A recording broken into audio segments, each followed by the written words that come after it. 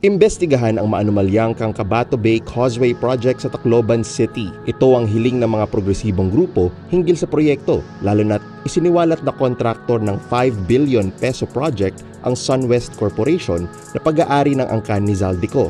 Kabilang sa mga nagpapaimbestiga, si former Bayan Muna Party List Representative Attorney Nery Colmenares. Hindi lang ito issue kasi ng pagnakaw ng pondo ng bayan, kundi ang pag-divert ng pera na para sana sa libreng edukasyon, libreng gamot, libreng paggamot, at pabahay sa marami nating mahihirap na kababayan.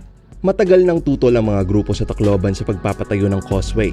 Bago pa man pumutok ang mga issue sa korupsyon, binira na nila ang DPWH dahil hindi raw nagpresenta ang ahensya ng Environmental Impact Assessment at Environmental Compliance Certificate. Hindi lang din causeway ang planong itayo sa Cancabato Bay. Nakasaad sa Land Use Plan ng Tacloban City ang planong reklamasyon sa malaking bahagi ng Cancabato para gawing commercial area. Ito ay kahit na idineklarang Marine Protected Area ang Cancabato Bay.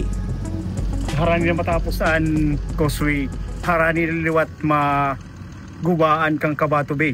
Magkauna-una kung tayo tada posisyon nga magkamayada man mga project nga sugad hini. Una ang Lord mira tipikto hit mga tao nga ani na ukoy. Tagan mirahin benepisyo nga diri madili ay la kan matagalang kunta nga solusyon.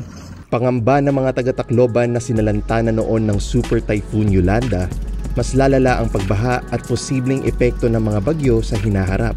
Diyan napupunta yung tubig baha ng Tacloban. Kapag tinabunan natin yan, mawawala lahat yan. So we are scared na mas babahayin kami. Dadaming magkakasakit sa Tacloban. Yung plan na commercial business district, it's going to create more problems than it solves. This is not what the people of Tacloban need. Kailangan natin tanungin, sino ba talaga yung makaka-benefit sa development na to? Kapansin-pansin na rin ang pinsala ng causeway project sa Cancabato Bay. Lumiliit at humihina na raw kasi ang huli ng mga mangingisda rito.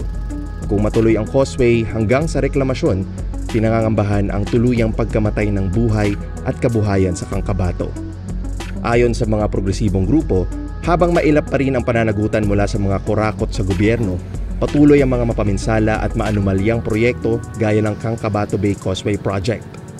Kaya naman hindi rin daw sila tumitigil sa panawagang sugpuin ang korupsyon, hindi lang sa Tacloban City, kundi sa lahat ng panig ng Pilipinas.